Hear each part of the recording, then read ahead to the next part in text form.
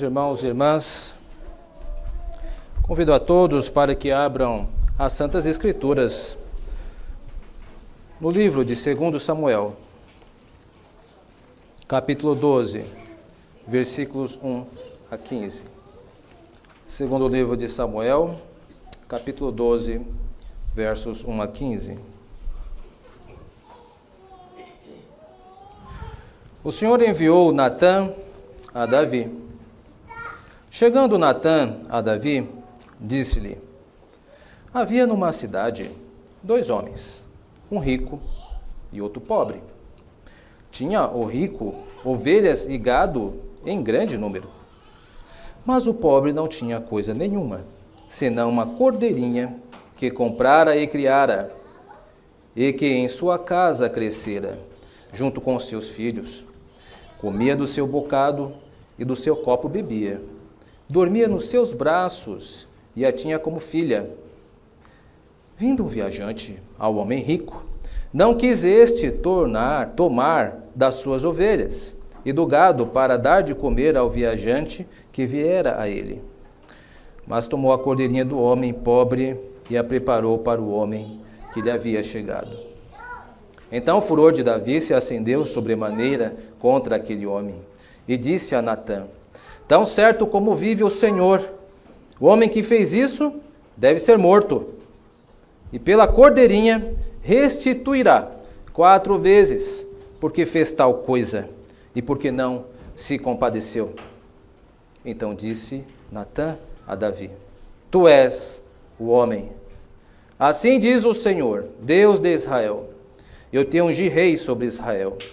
Eu te livrei das mãos de Saul.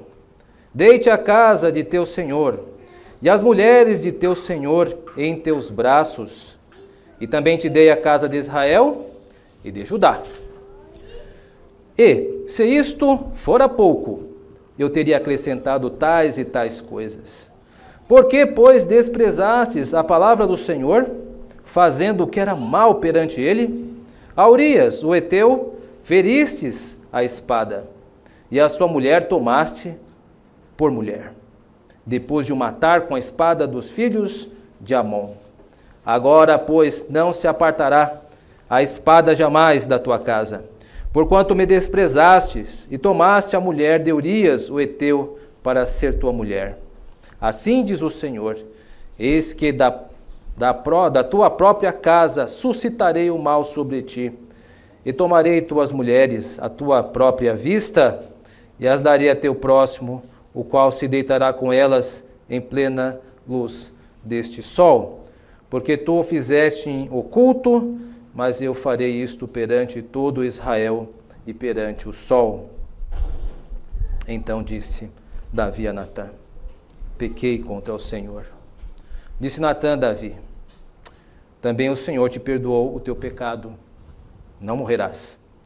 Mas, posto que com isto deste motivo a que blasfemassem os inimigos do Senhor, também o filho que te nasceu morrerá.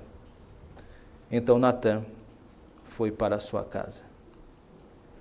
Oremos mais uma vez. Pai bondoso, a tua bendita palavra foi lida e agora será exposta. Rogamos ao Senhor a tua iluminação. Dentro dos nossos corações há nuvens que por vezes nos impedem e nublam as nossas vistas acerca da tua vontade. Pai bondoso, permita que os olhos dos nossos corações, possam contemplar aquilo que queres falar conosco, revelar aos nossos olhos. Ajuda-nos a fazer a tua vontade. Permita-nos, ó Deus, entender a tua bendita palavra e ter também a graça de praticá-la. Em nome de Jesus, nós pedimos. Amém. Amém. Justiça. O que é que vem à sua mente quando você ouve a palavra justiça? Que imagens ocorrem à sua imaginação? Se você acha esse exercício difícil, meus irmãos e minhas irmãs, não desanime. Justiça por si só é uma palavra abstrata. É uma palavra que não vem a nossa mente de uma forma muito fácil, porque ela trata de valores e trata de princípios. Por isso, alguns símbolos acabaram se consensualizando e virando símbolos para a justiça. Por exemplo, a balança. A balança é uma ilustração da justiça. Ela significa a justa medida.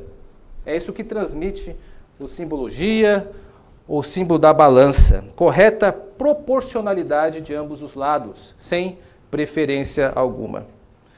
Há uma outra figura também da justiça que nos ajuda, que são os olhos vendados. É comum nós vermos essa representação da justiça quando vemos uma mulher com os olhos vendados, significando que a justiça deve ser cega, que não deve ostentar preferências. Proporcionalidade e imparcialidade, meus irmãos. Balança e venda nos olhos. A justiça é um assunto que interessa ao cristão.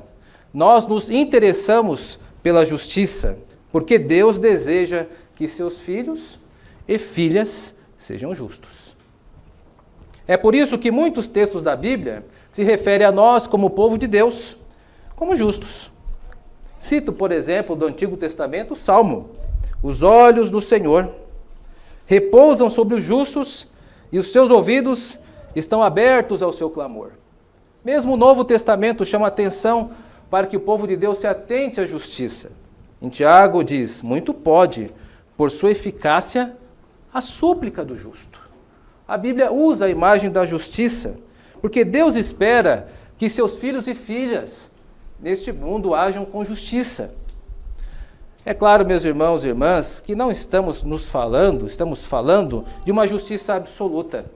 Apenas Deus é absolutamente justo, mas nada impede, ou isso não impede, que seus filhos e filhas, nós, sejamos algumas vezes chamados de justos e nos preocupamos pela justiça. Muito pelo contrário, Deus quer que nós tenhamos interesse sobre isso.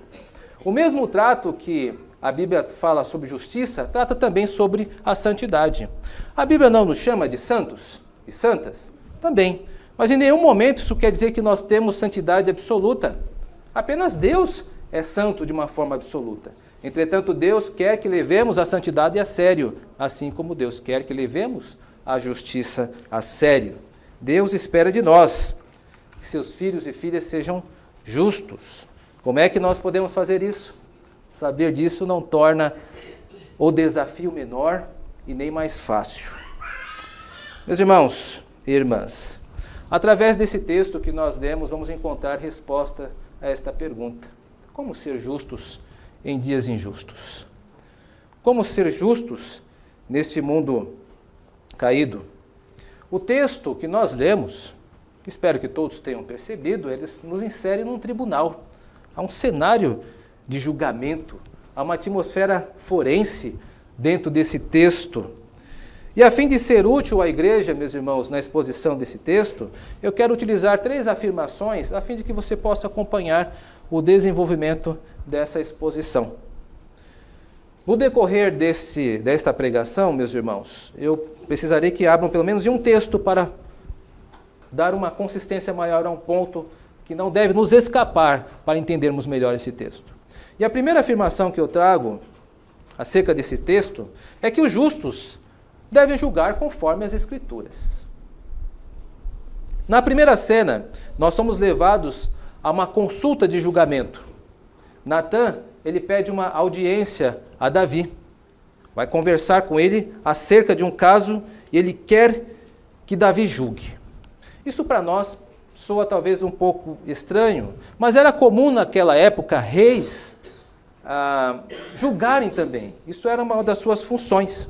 Essa divisão que nós temos hoje, poder, o executivo que governa, o legislativo que faz as leis e o judiciário que executa o juízo, isso é moderno, meus irmãos. Isso é muito recente. Naquela época, os reis acumulavam funções. E Davi acumulava a função de também julgar o povo.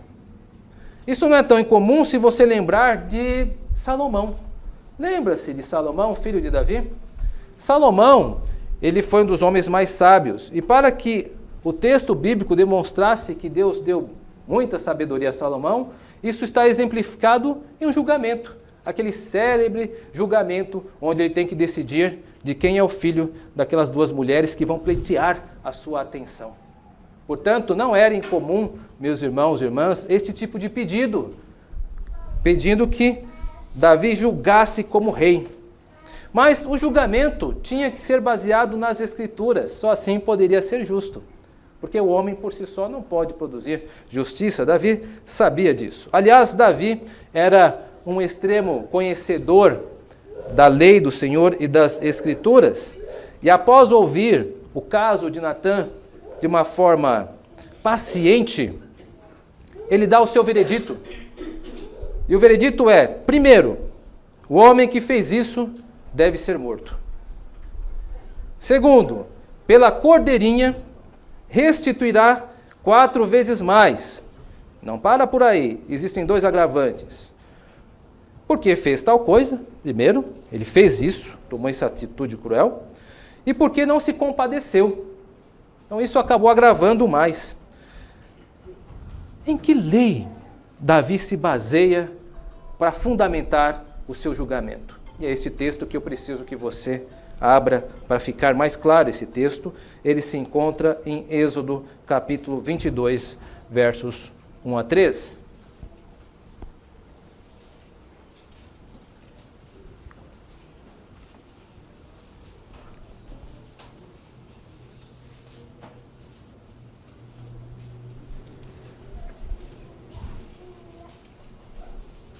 Êxodo 22, verso 1 a 3.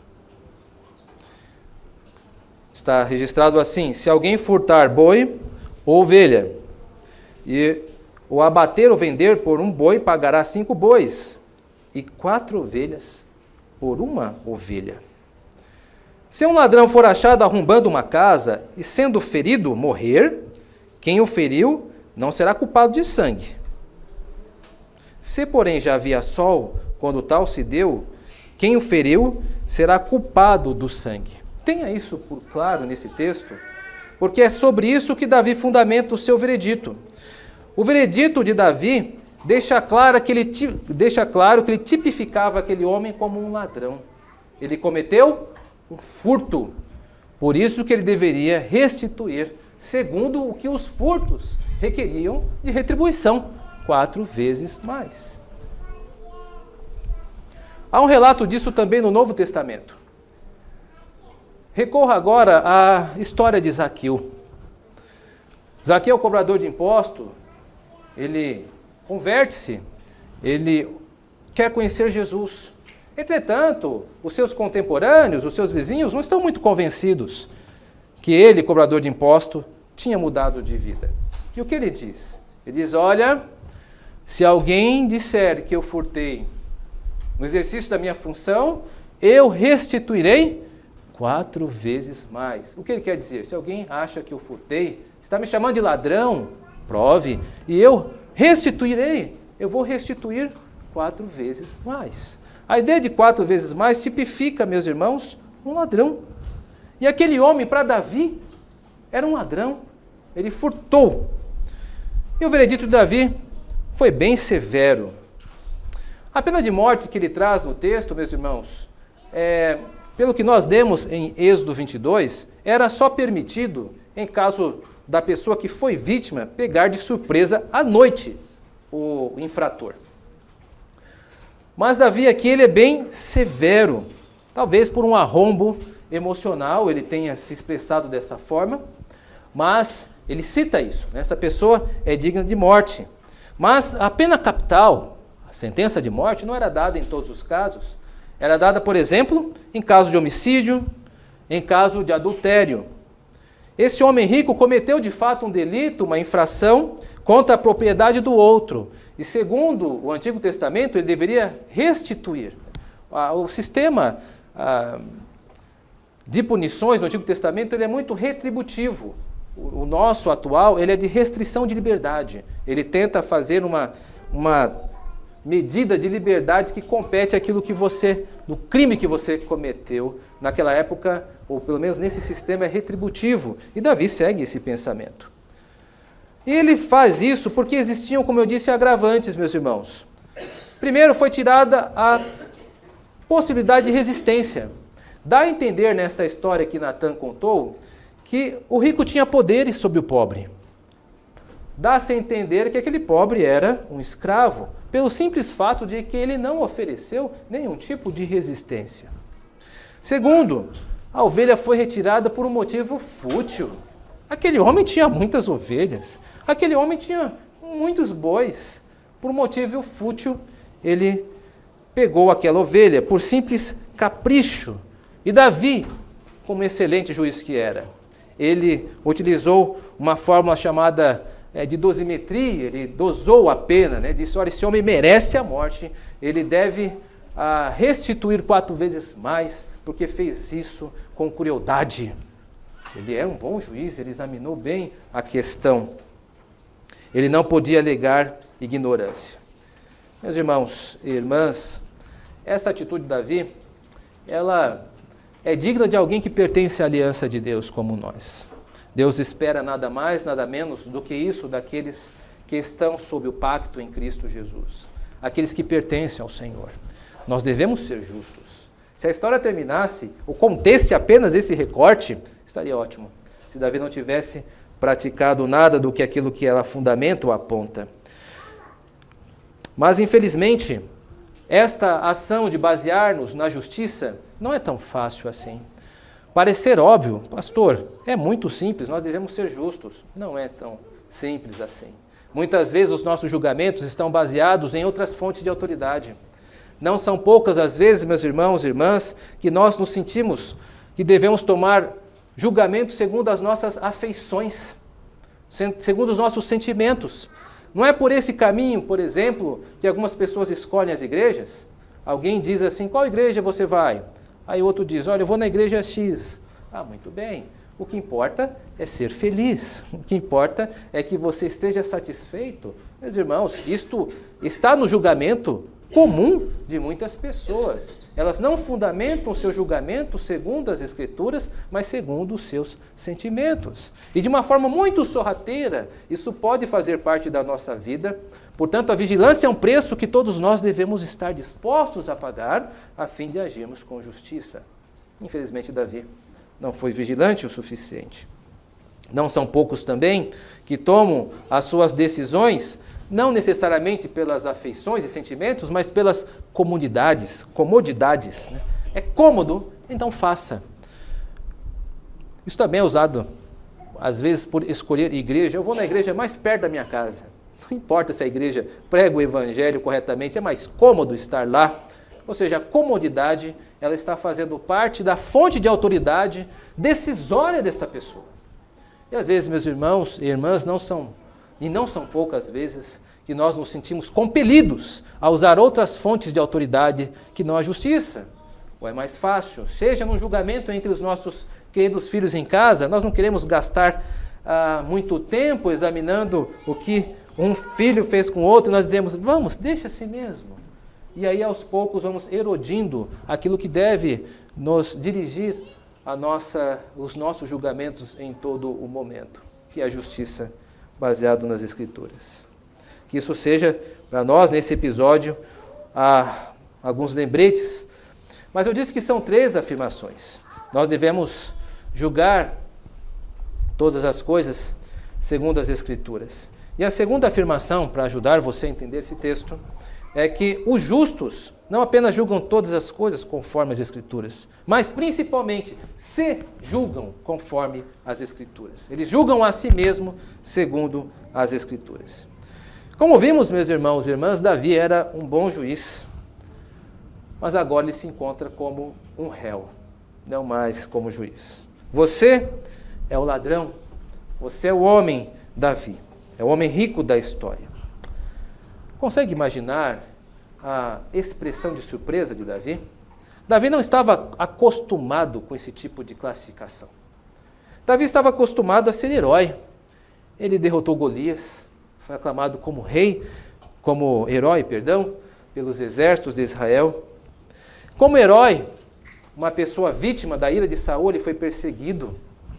E também como herói, ele foi recebido sob o trono de Judá e trono de Israel. Agora, meus irmãos, essa biografia dele acabou servindo de agravante, algo que deveria ser apenas para perolar, para aquilatar tudo aquilo que fez, nesse momento é usado como agravante. Triste história, onde os relatos das bênçãos que nós recebemos de Deus acabam demonstrando como nós devemos agir de uma maneira mais grata. E perceba a lista que Natan faz para Davi na sua reprimenda. Ele começa desde o início, dizendo: olha, Davi, você foi ungido por Samuel como rei. Você foi guardado de Saul, das mãos de Saul, por Deus quando perseguia.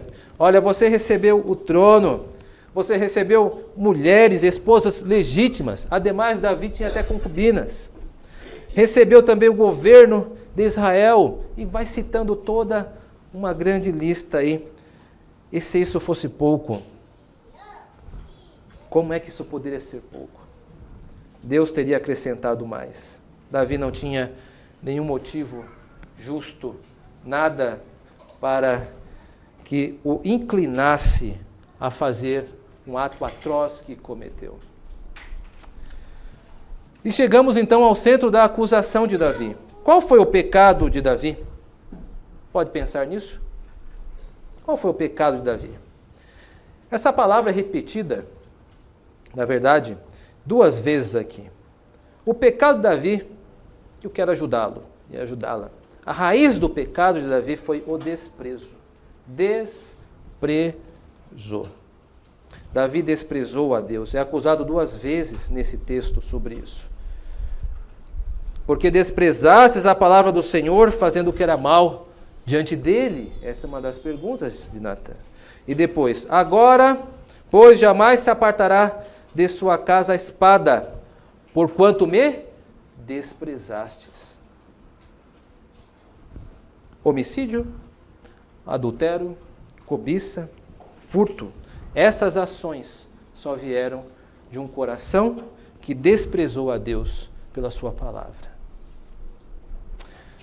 Nós somos rapidamente levados aos atos atrozes de Davi, mas esquecemos que por trás dos piores atos que podemos imaginar está enraizado um desprezo pela palavra de Deus, um desprezo pelo próprio Deus. Esta é a raiz do pecado. É difícil não pensarmos na altura agora dessas declarações, o que é que aconteceu com Davi? Como alguém que há poucos capítulos atrás você leu, que Deus fez uma aliança com ele, que a sua casa duraria para sempre, o que nós experimentamos hoje em Cristo Jesus. Como alguém pôde cair tão baixo? São muitos motivos, mas eu quero destacar em 2 palavras. Faltou aqui objetividade. Faltou objetividade. Davi não se olhou como deveria se ver. Davi não era um mau juiz. Ninguém pode dizer que Davi era um juiz mau. Nós vimos que ele é um bom juiz e usou as Escrituras para julgar outros, mas não para se julgar. Para se julgar, ele não teve a mesma eficácia. Faltou para ele a objetividade necessária para julgar suas próprias ações.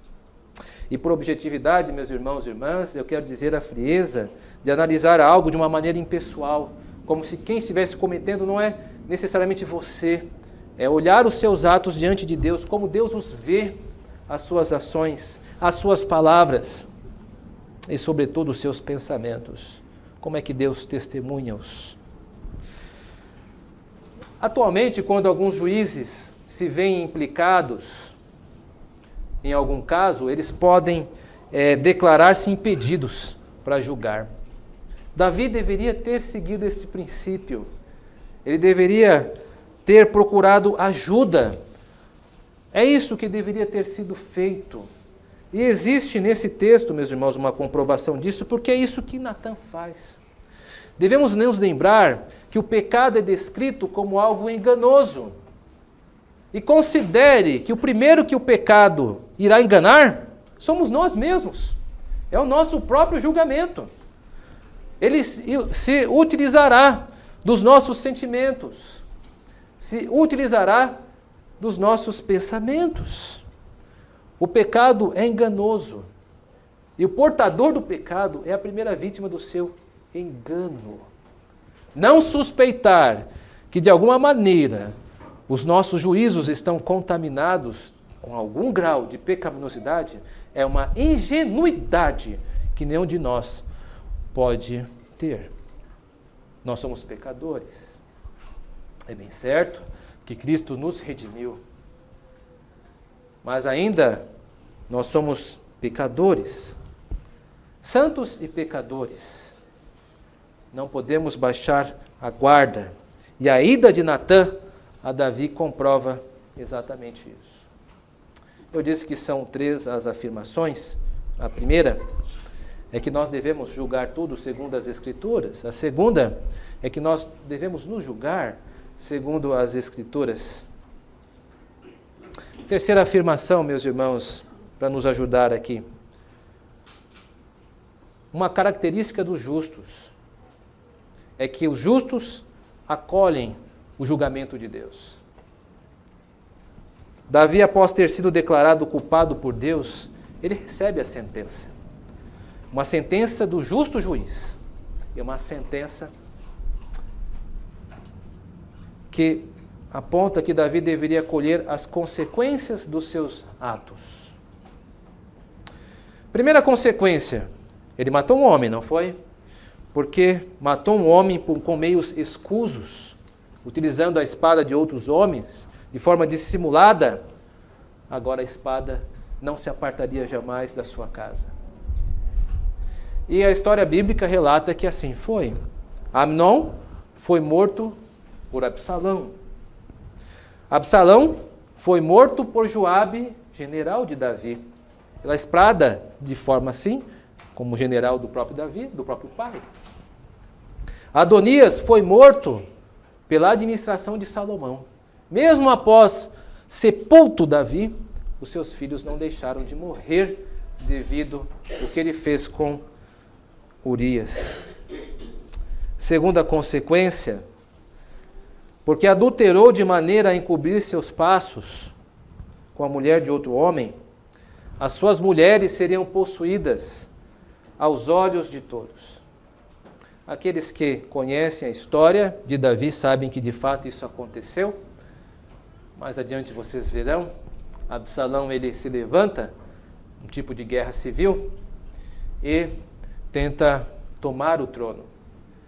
E para que esse agravo do filho fosse levado a sério pelos demais, Absalão precisava tomar um ato público e notório contra o seu pai. E ele é aconselhado a tomar as concubinas de Davi em plena luz do sol. Isso acontece de fato. Terceira consequência, meus irmãos, a morte da criança recém-nascida. É interessante que o homicídio criminoso ao qual Urias foi vítima merecia a morte. Isso está na lei. Desde a época de Noé, foi dito que se um homem derramasse o sangue de outro homem, o seu sangue deveria ser derramado. Estava bem descrito. Mas Davi não recebeu a morte. O adultério também. Ele tem pena capital. As pessoas que se envolviam em adultério deveriam, segundo a lei, ser mortas. Mas Davi não morreu. Mas isso não quer dizer que a morte não pairou sobre ele. Pairou-se sim sobre o seu filho. E a sentença foi sobre o filho pela questão da raiz do pecado de Davi, o desprezo. Porque Davi deu motivo a fim de que os inimigos do Senhor desprezassem o Senhor, o blasfemassem, o filho deveria ser morto.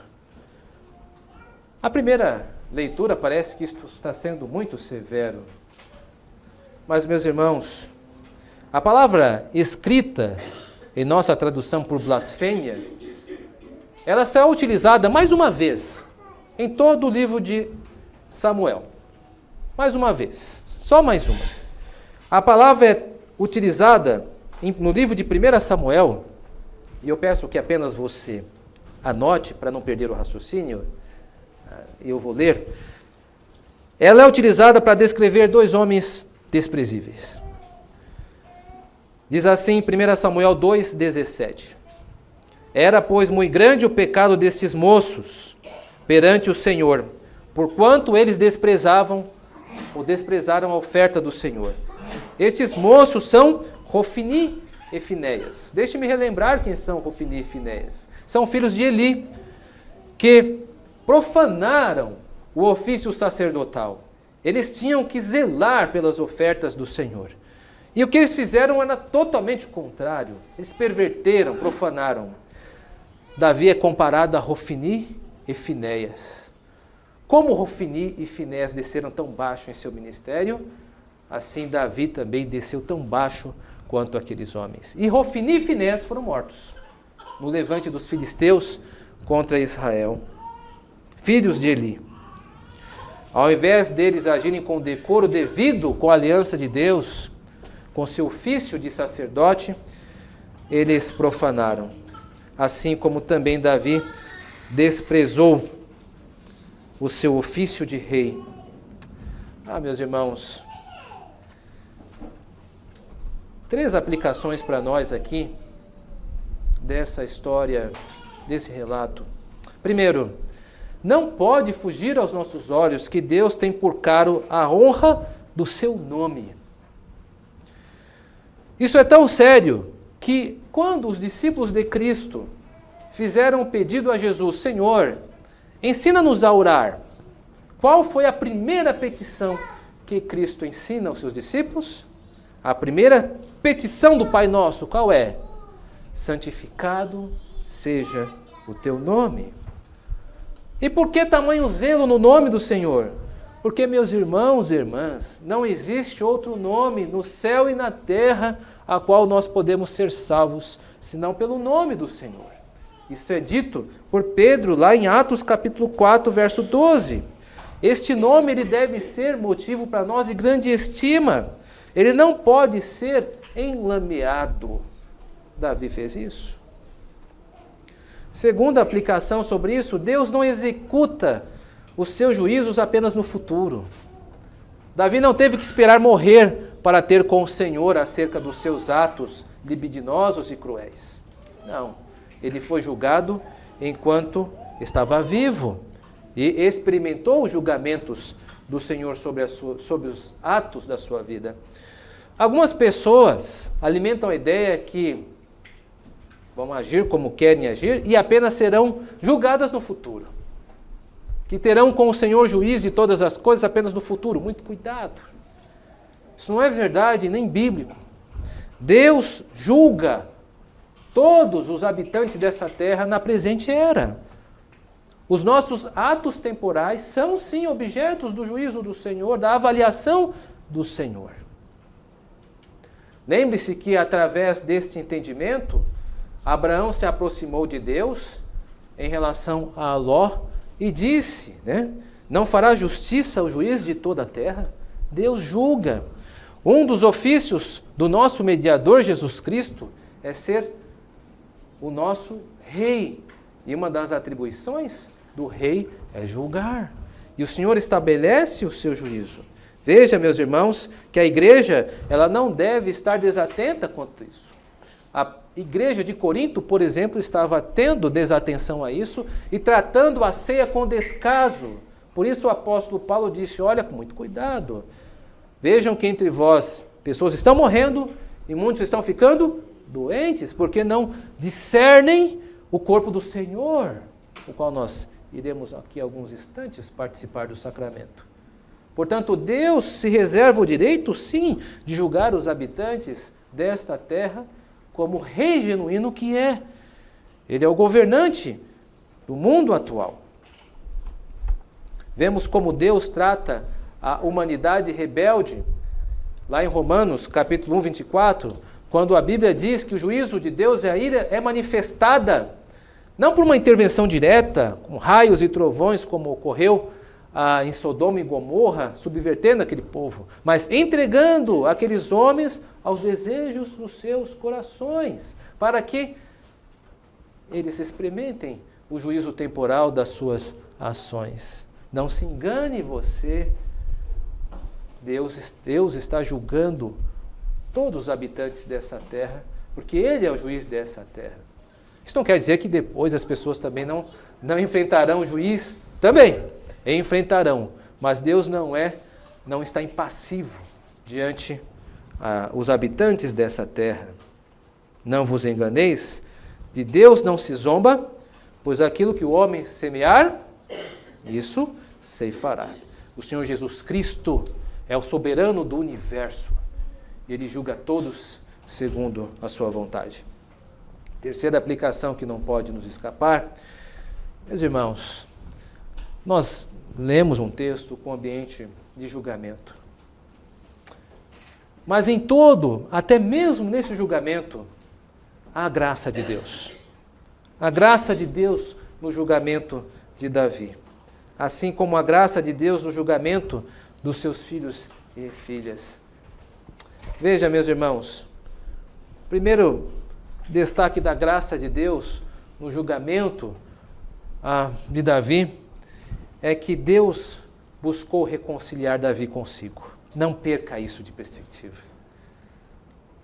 Nós temos apenas a primeira leitura do julgamento e parece que Deus está sendo talvez severo, mas não é isso. Deus está sendo extremamente gracioso. Davi estava cego devido ao pecado. Veja o quanto ele caiu e cada vez mais distante. O Salmo 51, que foi lido nessa liturgia, retrata isso. Em determinado momento o Salmo ele diz: Senhor, pequei contra ti somente, fiz o que é mal perante os teus olhos. Davi precisava ser levantado. Davi estava num poço que não poderia subir de novo. E Deus traz ele de volta. O redime através do profeta Natã. Isso é gracioso demais. Deus poderia ter permitido que ele simplesmente se submergisse em pecado, mas Deus decidiu resgatar o seu filho, Davi. Outra expressão de graça é que Deus concedeu o seu perdão. Deus concedeu o seu perdão antes de Davi pedisse. Apenas aqueles que sabem, aqueles que têm alma sabem como é importante para nós o perdão de Deus. Quem aqui nunca sentiu a alma enlameada ou atribulada porque soube que devia ter feito algo e não fez? Meus irmãos, só esta pessoa consegue descrever como é agradável e pacificador sentir o perdão de Deus em meio à tribulação, em meio a quando nós pecamos de uma forma indevida. Deus perdoou Davi, isso está registrado na história, e Davi também tem essa sensação, o qual ele descreve lá em Salmo 32, verso 5. Confessei-te o meu pecado e a minha iniquidade, não mais ocultei, disse, confessarei ao Senhor Deus as minhas transgressões. E tu perdoastes a iniquidade do meu pecado. Pecado é descrito aqui, meus irmãos, como um destruidor, mas quando confrontado por Deus, não pelo homem, mas pela graça de Deus que está sobre as nossas vidas, aí nós somos capazes de sermos perdoados pelo Senhor. São manifestações de graça. Eu sei o que você está pensando. Talvez você esteja aí dizendo, quem dera, pastor, quem dera nesses momentos difíceis eu não tivesse um profeta para falar comigo, para ir lá. Meus irmãos, nós temos um profeta. Nós temos Jesus Cristo. Ele é o nosso profeta. A Bíblia o descreve como o grande profeta. E nós experimentamos a voz do Senhor através da pregação da sua palavra, nos dirigindo, nos guiando, nos exortando, nos consolando. Nós ouvimos também o profeta Senhor Jesus Cristo, através do seu bendito Espírito Santo, que habita em sua igreja e que nos guarda e nos preserva de cairmos em piores situações. Sempre quando penso em como Deus nos preserva, me emociona muito a história de Abimeleque. Conhece a história de Abimeleque? Abimeleque, ele acaba num ato impensado ou induzido por Abraão, tomando Sara, elevando-a. A ideia é que Sara iria fazer parte do harém de Abimeleque, porque Abraão havia mentido, dizendo que Sara era sua irmã. E Deus, então, naquela época não tinha a palavra escrita, Deus se revela a Abimeleque e o repreende, e Abimeleque diz: Senhor, eu fiz isso com ingenuidade. Ele mesmo tinha dito que era irmã dele. E Deus disse: eu sei, por isso eu impedi você de pecar contra mim. Por isso eu impedi você de pecar contra mim. Essas palavras estão marcadas no meu coração de forma profunda, porque o Senhor é aquele que habita em nós e não permite que de forma nenhuma nós venhamos a cair em situações que não há volta. O Senhor nos preserva e nos guarda por amor dele mesmo, como nós cantamos no hino 32. Não é por amor a nós mesmos, porque nós não somos dignos de amor em si mesmos, mas o Senhor resolveu nos amar. O Senhor resolveu nos acolher como seu povo, meus irmãos e irmãs. Como isso é emocionante, saber que jamais o Senhor permitirá que sejamos perdidos nesse mundo de pecado e devassidão. É assombroso, meus irmãos, o amor de Deus por aqueles que são seus. Nós temos um pouco disso na história de Davi, portanto não perca isso de vista. Eu havia dito no início que há muitos símbolos acerca da justiça. Há uma estátua da Justiça lá em Brasília, em frente ao Supremo Tribunal Federal. Curiosamente, esta estátua, ela não traz nas mãos uma balança. Ela traz nas mãos um outro instrumento também, símbolo de justiça. É uma espada. Como é bom ser entendido. É uma espada.